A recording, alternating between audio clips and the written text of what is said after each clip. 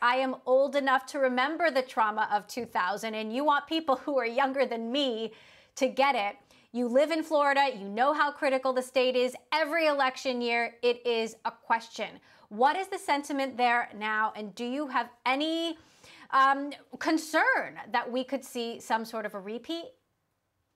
Well, thanks for having me, Emily. And well, certainly, I think the question is this year is how many Brooks Brothers riots will we see across the country? How many Floridas circa 2000 might there be across the country? I mean, close elections can be stolen. And Florida is one of those states where elections always seem to be decided somewhere in the margins. So there's definitely that concern down here. In a way, the uncertainty of Florida has been a constant. What is new and different here in 2020 is social media, and that has dramatically changed the election landscape, the campaigning landscape. You know, talk to us about how what happened then is relevant to today in today's world, given how much technology has changed.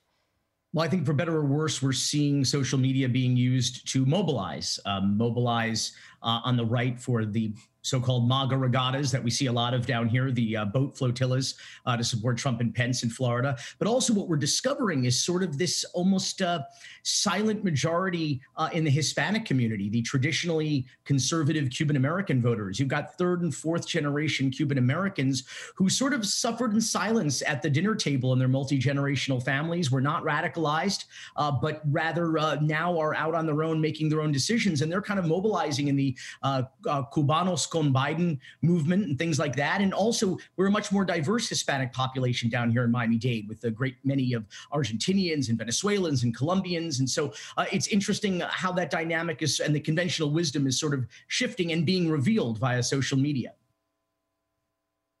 Now, you set up the documentary with a backstory of Elian Gonzalez and the backlash regarding the protests that emerged over that. Obviously, we're in a different world, though many of the issues are the same. And I wonder if you see the pandemic at all as a sort of parallel in that it has been brutally politicized. Some of the president's comments about Dr. Fauci today, just an example of that. Do you see any parallels? Well, the most significant parallels, as Fernando Mondi observes in our documentary in his interview, he says that Republicans learned early on that they can radicalize the Cuba issue through the C word, communists. And that seems to be the greatest parallel, this demagoguery and this attempt to kind of motivate gullible voters into believing false labels such as communist and socialist. But certainly you're seeing a lot of people down here kind of pivot on this issue of the pandemic because Florida is quickly becoming one of the hardest hit areas, ranking very high now in positive tests. Miami has been a ground zero for much of this. So I think you're starting to see people finally take into consideration not just demagoguery, but perhaps their own personal health. So it's people who are on the fence are now, I think they're not being persuaded by President Trump's argument that Biden is going to listen to the scientists and thus makes him less qualified to be president of the United States. So would you go so far as to say that the other C word, COVID, the coronavirus, has been weaponized in this election?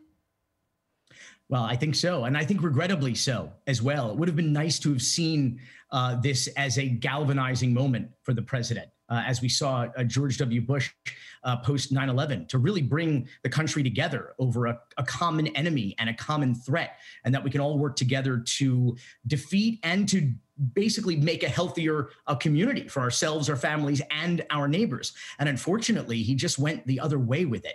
And I think that that's not playing well on the ground here in Florida. Now, you explore the revenge vote sentiment in Florida, and I'd love if you could explain that and tell us whether you think we're going to see a big revenge vote turnout in this election.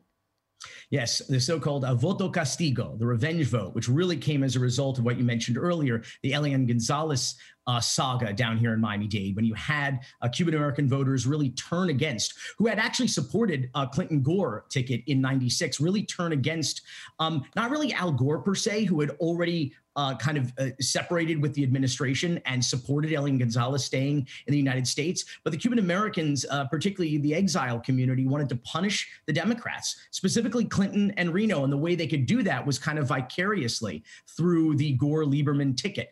And they did.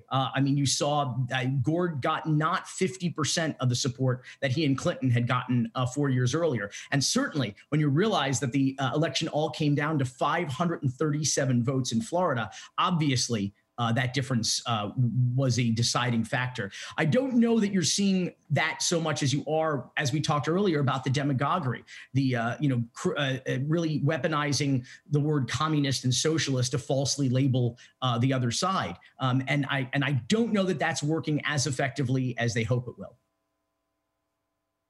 Now, just to refresh the minds of the folks who are younger than you and I, you had some networks calling Gore winning Florida first, then Bush was awarded Florida by Fox News. Other stations started calling Bush the winner. You had an apparent concession speech by Gore, a retraction of that speech.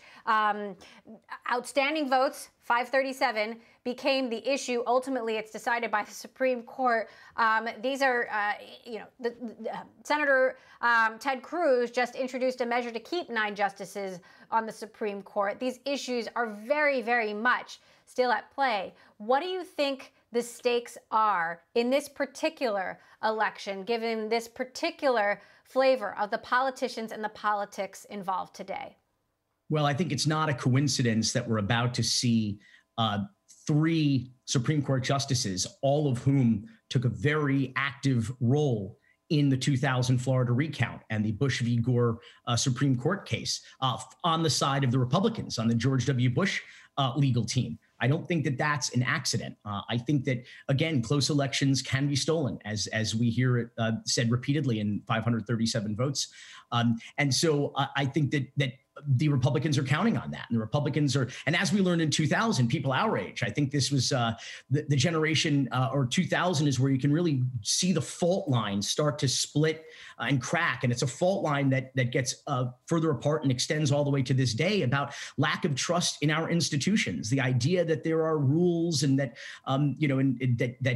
there are checks and balances that prevent certain miscarriages of justice and that keep democracy on track. And what we learned in 2000 is that that's not necessarily the case. The Supreme Court could very well say, what we need to do is stop the counting of Democratic ballots and more importantly, throw some of them away, which is exactly what they did. They not only stopped the recount, but they threw out legal ballots. They threw them out in the trash can and decided the election for the Republican based on 537 votes in Florida. Now, we've already heard about problems with mail-in ballots. There was an issue with mail-in voting ballots in New York today, giving voters, even more distrust in the process. There are potential problems in Pennsylvania.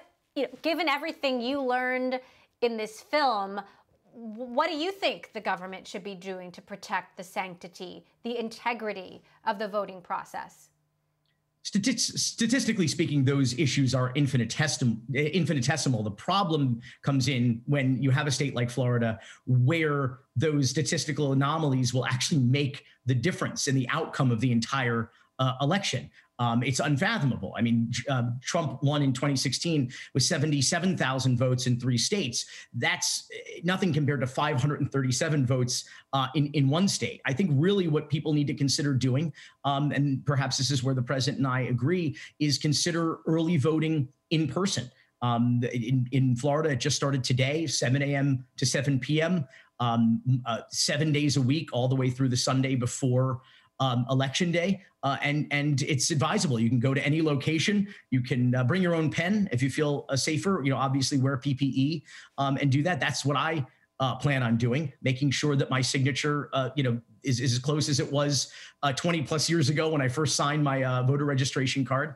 And I think that's the best bet. And more importantly, keeping those polling places safe, because particularly in Florida, that's where we're really concerned about seeing issues, not only with people refusing to wear PPE, which we saw actually just this afternoon in Fort Lauderdale, but also, of course, possible shows of intimidation.